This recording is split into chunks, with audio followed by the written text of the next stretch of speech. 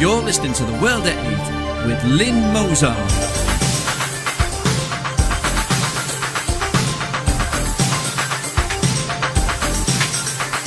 The World at 8, the number one in nationalist news.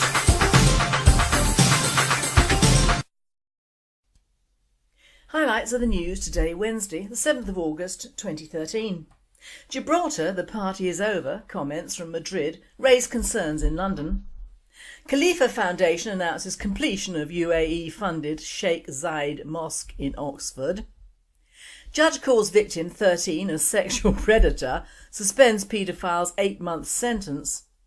Home Office under fire as Liberty's alternative immigration campaign hits streets of London. The Maltese affair. Is EU Home Affairs Commissioner complicit in human trafficking? Outrage as Swiss move to segregate asylum seekers. Official, Israel capable of unilateral strike in Iran if US not committed. Al-Qaeda threat, US officials fear ingenious liquid explosive. Thought for the day, should we listen to the researchers? And finally, from below, the blob invades London. UK news. Gibraltar, the party is over comments from Madrid raise concerns in London. Foreign Office vows to safeguard British sovereignty over rock after Spanish minister escalates row promising a harder line. The Foreign Office voiced concern on Sunday night following comments from the Spanish Foreign Minister which appear to suggest Madrid is preparing to take a harder line in the escalating dispute over Gibraltar. In an interview with the Spanish newspaper ABC, José García Margallo criticised the conciliatory stance taken by the previous government towards the Mediterranean outposts, saying, "The party is over." The minister suggested a €50 fee could be imposed on every vehicle entering or leaving the territory, known as the Rock, via the border with Spain. The minister said the proceeds would be used to help Spanish fishermen affected by damage to fishing grounds allegedly caused by Gibraltarian authorities. Such a fee would be punitive cost on residents who regularly commute to Spain for work. Spain is also considering closing its airspace to flights heading to Gibraltar and changing the law so that online gaming companies operating from the British Overseas Territory have to use Spanish servers and come under the jurisdiction of Madrid's taxation regime, García Margallo said. He also indicated that the Spanish tax authorities may launch an investigation into property owned by about 6,000 Gibraltarians in neighbouring parts of Spain as part of its EU obligations to control fiscal irregularities. Khalifa Foundation announces completion of UAE-funded Sheikh Zayed Mosque in Oxford. Abu Dhabi, as part of its core vision to proliferate culture, tradition and religious understanding in different parts of the world, the Khalifa bin Zayed Al Nahyan Foundation, KBZF, has announced the completion of Sheikh Zayed Mosque in Oxford, England. The mosque, which has been funded by the United Arab Emirates, aims at propagating places of worship and culture, inviting people of various cultures and backgrounds to understand the vital tenets of Islamic faith and tradition and encouraging embracing other cultures regardless of their backgrounds. Islam is one of the most growing and widespread religions in the world. It's part of the Foundation's ambition to facilitate education about this noble faith and help to create an environment for all to understand it more, said Mohammed Haji Al-Khoury, General Director of KBZF. We are actively involved in planting structures and monuments in various parts of the world, not only to help Muslims but also to serve non-Muslims by educating them about Islam's principles and aspects including religious tolerance, he added. Al-Khoury also stressed on that the Sheikh Zayed Mosque in Oxford is not only a religious monument or a place of worship, but also a breeding ground for ideas and meeting of minds where discussions and productive dialogue can be prompted. Additionally, the project will also house ample research facilities and an extensive library containing some of the most popular literature, which includes the fundamental precepts of the Arabs. The library will be managed by the Oxford Centre for Islamic Studies, an institute that has been certified and awarded the Royal Charter from Queen Elizabeth. Sheikh Zayed Mosque in Oxford is one of the many initiatives announced by the Foundation in the spirit of Ramadan.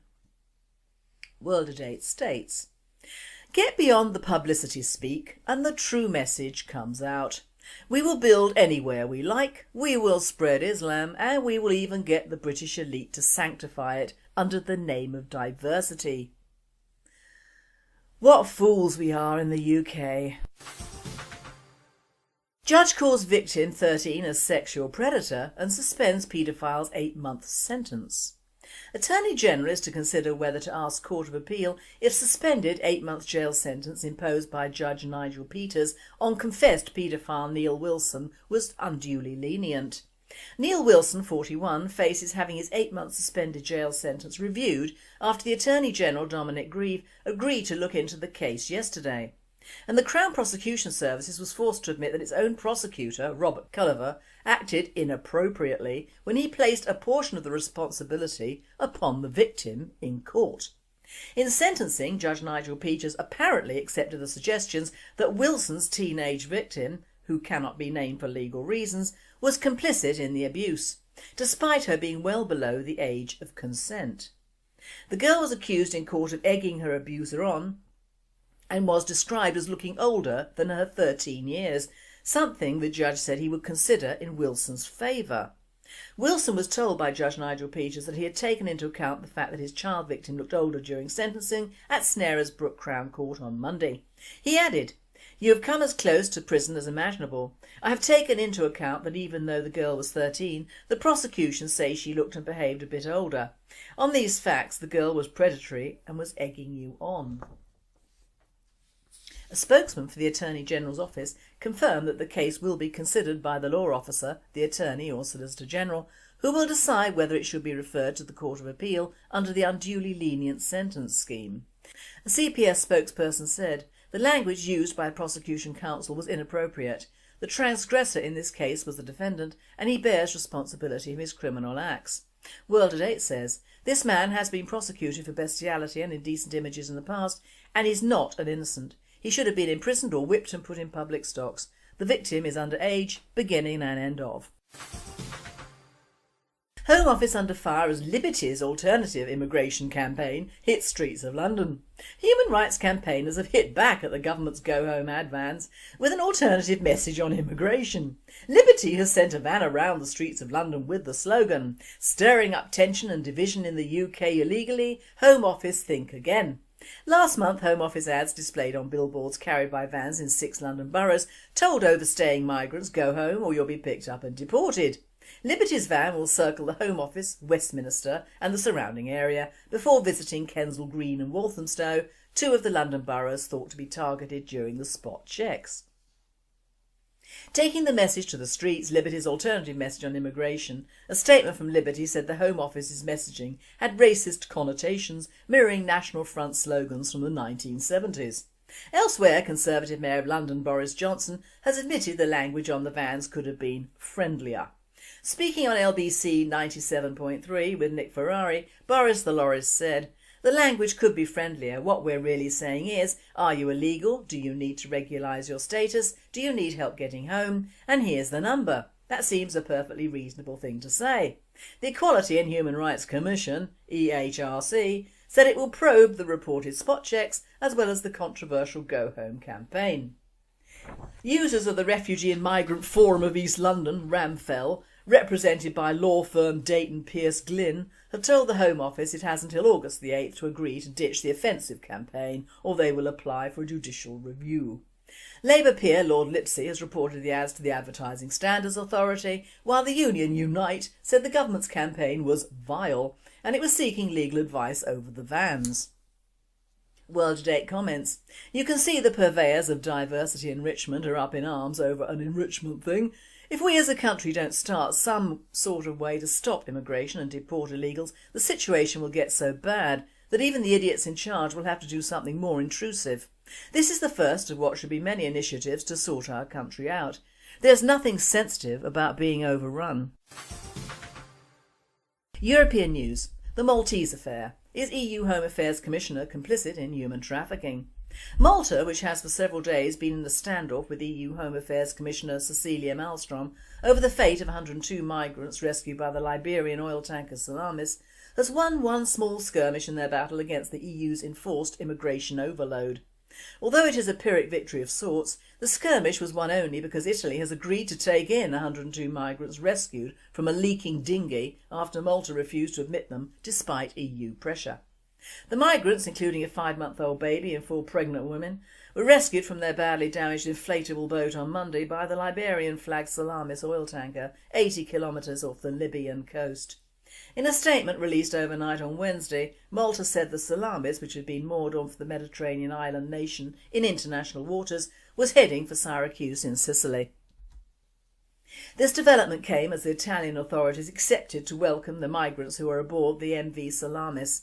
It followed diplomatic contacts between the Italian, Maltese and Greek governments, the government said. It said Prime Minister Joseph Muscat personally thanked Italian Prime Minister Enrico Letta.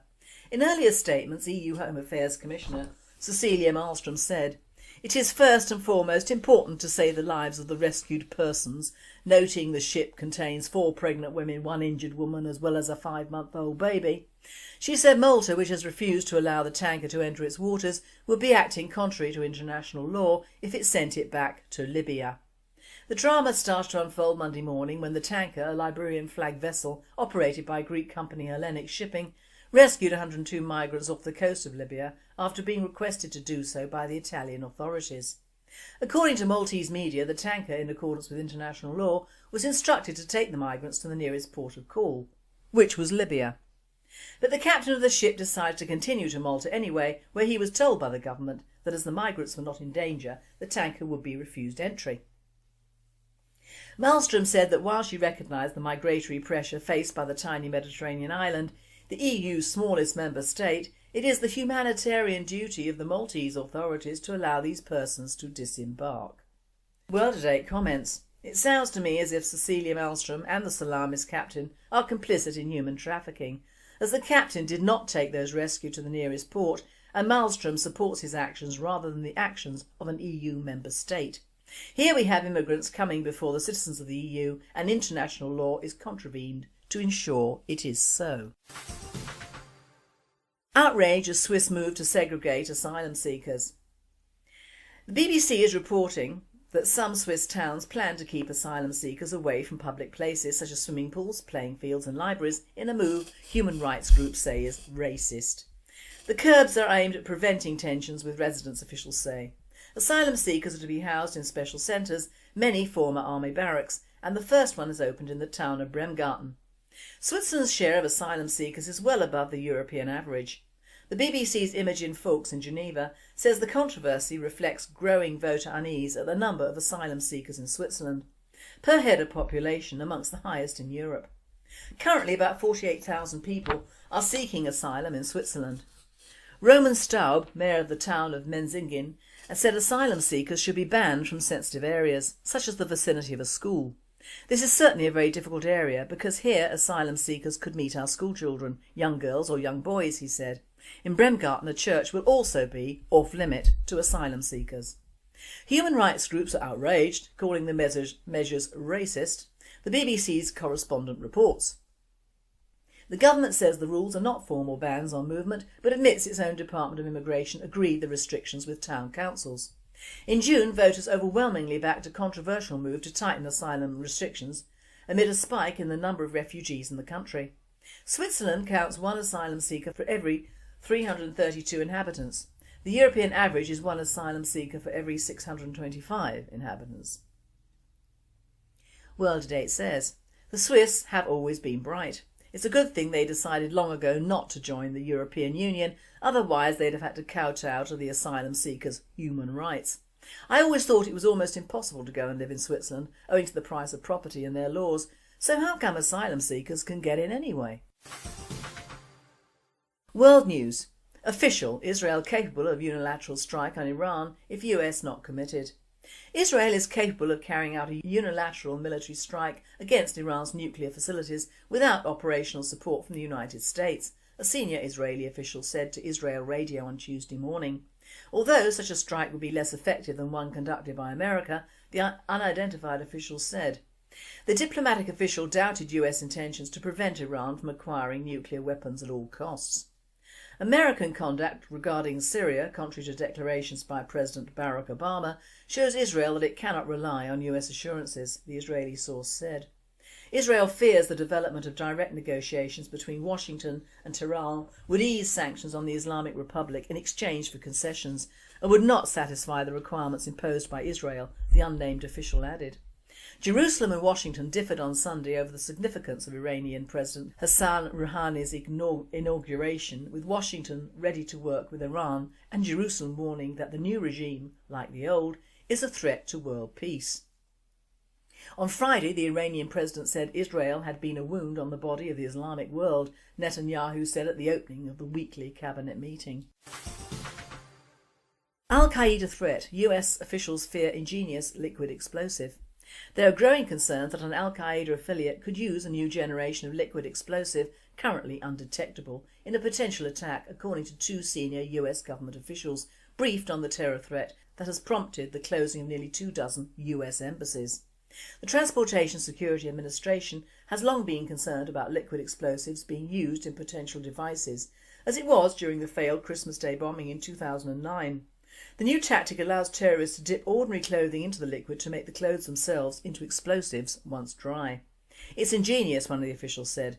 Another senior official said that the tactic would not be detected by current security measures.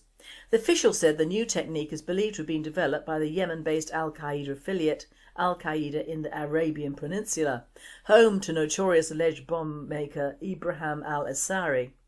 Al-Assari is suspected of being the mastermind behind several devious explosive devices, including the underwear bomb and surgically implanted body bombs. Thought for the day: should we listen to the researchers? There was research from a group of medical ethicists linked to Oxford University, that great seat of Marxism and School of Common Purpose thoughts, and it was truly terrible. The article was printed in 2012 but received little publicity. Now, I'm not an inveterate baby or child lover. I love my own and occasionally see a baby or child who is truly lovable, but for the most part other people's children are noisy and in the way as far as I'm concerned.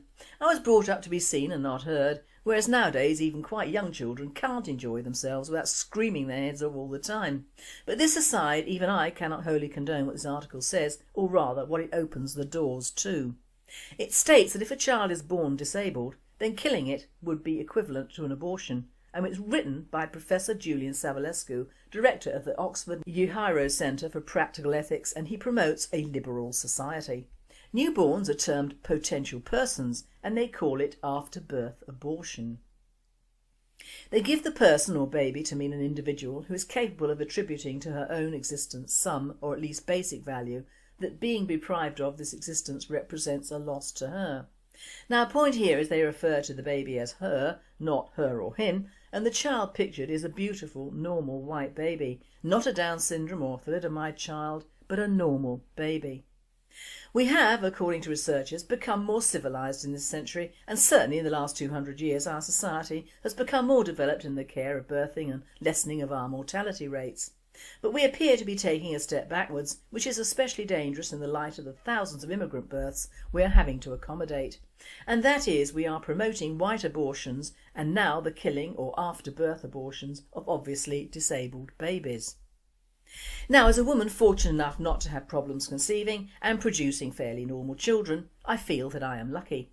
But many years ago, and I mean the turn of the last century, the problems of having a disabled child, whether Downs or physically disabled, didn't seem to arise quite so much. The reason being family doctors, local midwives or home births. Whether we like it or not, thousands of poor little odd children never made it out of the birthing room due to midwives, doctors and well-meaning family members. In those days there were no benefits to having a disabled child surviving, no council care, no free special schools and no finances for special care. If you were very poor, it was another mouth to feed, and if you were wealthy, the line would continue with another child. If of royal blood, then some survived only to be locked away. Abortions were not on demand then, the pill was not available, so women just had another baby in most cases. Apparently only 64% of Down syndrome babies are diagnosed before birth in Europe, and the argument from these researchers is that the remaining numbers could be dealt with in this way. Now, on a personal level, I'm not a Downs person. I know I couldn't have coped with a child with this disability and find the pressure from the elite to give birth and bring up a Downs child very odd in the extreme. There are of course varying degrees of Downs, some barely visible and some poor children have it to a terrible degree. It isn't civilised in my book to have facial operations on your child with Downs to make it fit in with society. That is almost as bad as killing it after birth. At least just after birth the baby is ignorant of life, but this doesn't make it a desirable path to follow at all. Take the thalidomide scandal. Many of these children are beautiful looking and come from educated homes. I say this because I was pregnant at that time and was prescribed this drug privately to stop morning sickness. Luckily for my daughter I was so sick I couldn't keep that down either, but my point being it was an expensive drug at the time and many people fortunately could not afford it. Now these poor babies were obviously sometimes severely disabled at birth, but of course their brains were not touched, just their bodies. Many years ago, apart from the fact the drug companies were not so powerful, this drug would not have been available and limbless babies would have probably been smothered at birth. Sad, but true.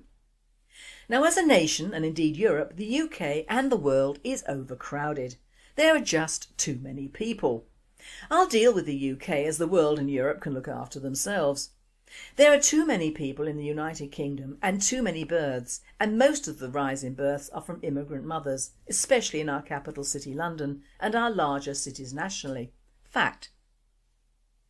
Another fact is that we in the UK abort huge numbers of our own every year, and this number is increasing. In 2011 there were just under 200,000 abortions carried out, of which only 1% were to prevent the birth of a disabled child. Classed as non-residents visiting NHS tourists, 6,000 abortions were carried out. Of course the main bulk of our immigrant mothers are not classed as non-resident. Apparently it costs £300,000 annually to process the forms and produce these stats as well. Now whilst we are busy using abortion as a birth control and decimating both the childbearing propensities of our female youth with drink and disease, the immigrant mothers, especially Islamic ones, are doing the opposite, but with equally disastrous results for us as a society. You'll be pleased to learn that inbreeding amongst British Muslims is threatening the health of their children, a leading geneticist has warned. In this report from 2011, Professor Steve Jones from University College London said the common practice in Islamic communities for cousins to marry each other increased the risk of birth defects. There may be some evidence that cousins marrying one another can be harmful, he told an audience at the Hay Festival. We should be concerned about that as there can be a lot of hidden genetic damage. Children are more likely to get 2 copies of a damaged gene. Bradford is very inbred. There's a huge amount of cousins marrying each other there.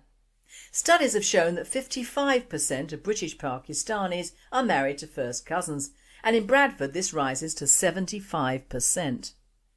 Other research has found that children of first cousins are 10 times more likely to have recessive genetic disorders and face deafness, blindness and infant mortality. But of course Professor Jones' comments provoked anger amongst some Muslim groups. Well, it would, wouldn't it? Never before has a group of people so successfully fleeced any nation it invades as the Muslims. They are past masters at it, and whilst occupying our land, why don't they come under the same sort of research that wants them to do away with their disabled babies after birth? Or do these babies have human rights that don't seem to exist for the rest of us indigenous peoples, according to researchers from Oxford University?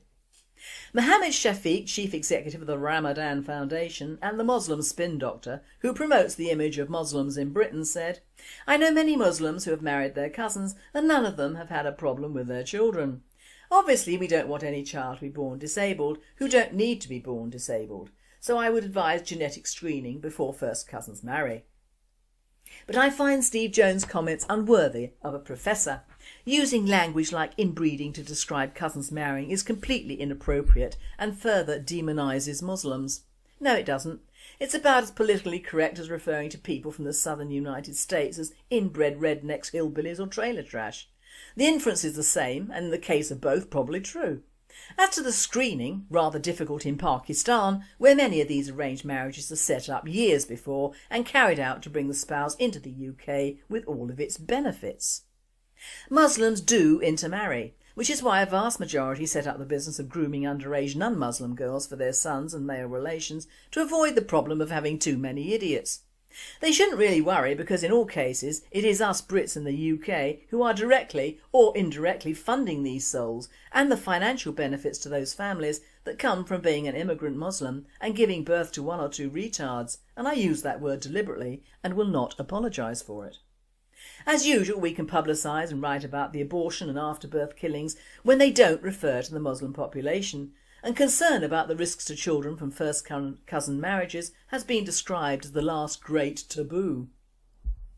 Former Environment Minister Phil Woolas was rebuked by Downing Street in 2008 for saying British Pakistanis are fuelling rates of birth defects by marrying their cousins, with the spokesman for the then Prime Minister Gordon Brown saying the issue was not one for ministers to comment on. If not our ministers, who, pray? As usual, Mohammed Salim Khan, Chief Executive of the Bradford Council for Mosques, said, "It's important to discuss these issues, but I do not know of any firm evidence backing up Professor Jones' claims. I think we need more conclusive studies so we can know for certain if there's any genuine risk. Marriages between cousins is certainly common within South Asia, but it is becoming less so in Britain and also in Bradford. Islam allows you to marry anyone you want, so in many ways Islam promotes diversity. As you can guess, this is a load of complete and utter bollocks and a free pass to breed us off the face of the earth." In his talk, Professor Jones said inbreeding was not confined to Muslims and historically had occurred in every part of society, including the royal family. He said, "We are all more incestuous than we realise. In Northern Ireland lots of people share the same surname, which suggests a high level of inbreeding. There's a lot of surname diversity in London. But if you look at the Outer Hebrides, there are rather fewer surnames in relation to the number of people." No, Jones, no. Inbreeding in this day and age and in this country is confined mainly to Muslims. The royal family in days of old might well have been inbred, but are now apparently celebrating marrying commoners willy-nilly, and you can't get much more common than the Middletons, and I'll skirt over the subject of Prince Harry. As for Outer Hebrides, that hardly applies to mainland Britain. Who cares about the Outer Hebrides? The fact is, we in the UK will have to realise that we as a nation cannot accommodate more children of a different culture to us, and certainly not ones in competition for the space and education of our own. Facts are facts. There is a shortage of facilities of every sort now, and this will get worse, and despite the political Marxist left telling us that immigration and immigrants are good for us, it is plain to see from what is happening now that it is not. It is simply not working. It's working for the immigrants, however, who continue to invade us day after day. But if we, the indigenous population of this country, have to consider afterbirth abortions of our own whilst paying for the still living idiots of another culture in our own country, I would suggest there is something very seriously wrong in the state of Denmark. It must be acknowledged that abortion is too easy to obtain for us. The government in fact want to reduce the time a baby is viable to make it even easier. Euthanasia is being promoted for the indigenous sick and old, and child benefits are being taken away for a baby who is born to parents who get more than £60,000 a year into their home. Then we have the afterbirth killings. None of these apply to Muslim families. In fact, even to suggest they abort their idiots after they're born would incite racial hatred, and a few of these immigrants would reveal how much money they earn, so will continue to receive full child benefits. In short, there is one law coming for us and one law coming for them. And we as a nation are complicit in this simply because we don't do anything about it. Only in England could this happen. And finally, a bus-sized fatberg threatened London streets. The biggest ever build-up of fat and wet wipes could have sent raw sewage flooding into homes and streets in south-west London. Repairs have started after Britain's biggest ever fatberg, the size of a double-decker bus, was removed from a London sewer. The 15-ton mass of festering food fat mixed with wet wipes and sanitary products threatened to send raw sewage spurting into the leafy streets of Kingston upon Thames. "We've never seen a single congealed lump of lard this big clogging our sewers before," said Thames Water Waste Contract Supervisor Gordon Halewood. The sewer was almost completely clogged with over 15 tonnes of fat. If we hadn't discovered it in time, raw sewage could have started spurting out of manholes across the whole of Kingston. It was so big it damaged the sewer, and repairs will take up to 6 weeks. The foul blockage was discovered when residents of a nearby flats complained they could not flush their toilets. Investigators found the 70 by 48 centimetre sewer had been reduced to just 5% of its normal capacity. Mr Hailwood added, "Given we've got the biggest and best sewers, this is the biggest fatberg we've ever encountered. We reckon it has to be the biggest such berg in British history." Workers used high-pressure jet hose to blast away the massive blockage, but the size of the fatberg meant it took them 10 nights of graft. Attached to the front of the hose is a stainless steel bomb, explained Graham Sanderson from Country Clean Environmental Services. This presenter says, "If you've seen the picture, you'll understand this is the most disgusting thing ever.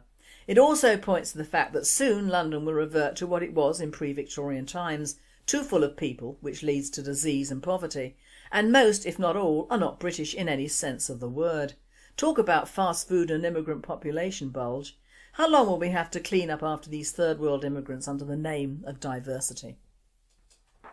You've been listening to The World at 8. I am Lynn Mozar and I wish you all a very good night.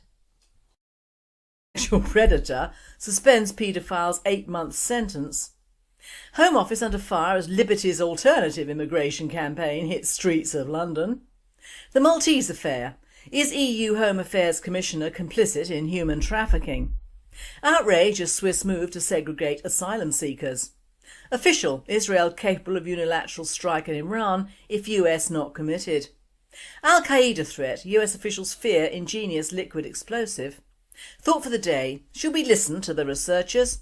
And finally, from below, the blob invades London. UK News. Gibraltar, the party is over comments from Madrid, raised concerns in London. Affected by damage to fishing grounds allegedly caused by Gibraltarian authorities. Such a fee would be punitive cost on residents who regularly commute to Spain for work.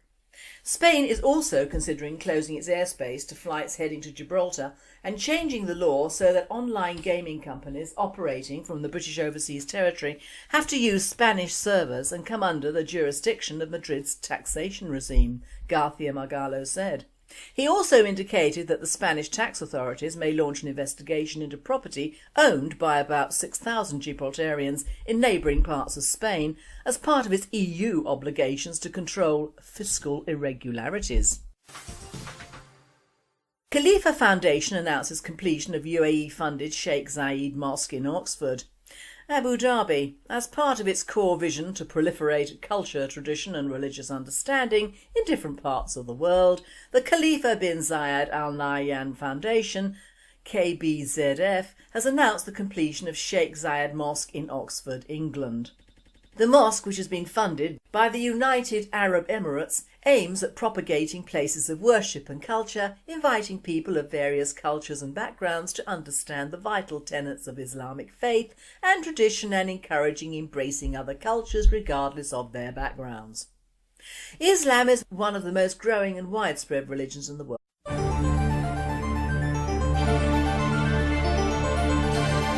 You're listening to The World at 8 with Lynn Mozar.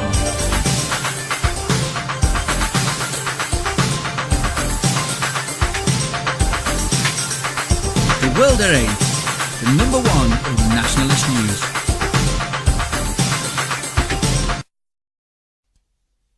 Highlights of the news today, Wednesday, the 7th of August 2013. Gibraltar, the party is over, comments from Madrid, raise concerns in London. Khalifa Foundation announces completion of UAE-funded Sheikh Zayed Mosque in Oxford. Judge calls victim 13 as Foreign Office vows to safeguard British sovereignty over Rock after Spanish minister escalates row promising a harder line. The Foreign Office voiced concern on Sunday night following comments from the Spanish Foreign Minister which appear to suggest Madrid is preparing to take a harder line in the escalating dispute over Gibraltar. In an interview with the Spanish newspaper ABC, José García Margallo criticised the conciliatory stance taken by the previous government towards the Mediterranean outposts, saying, "The party is over." The minister suggested a €50 fee could be imposed on every vehicle entering or leaving the territory, known as the Rock, via the border with Spain. The minister said the proceeds would be used to help Spanish fishermen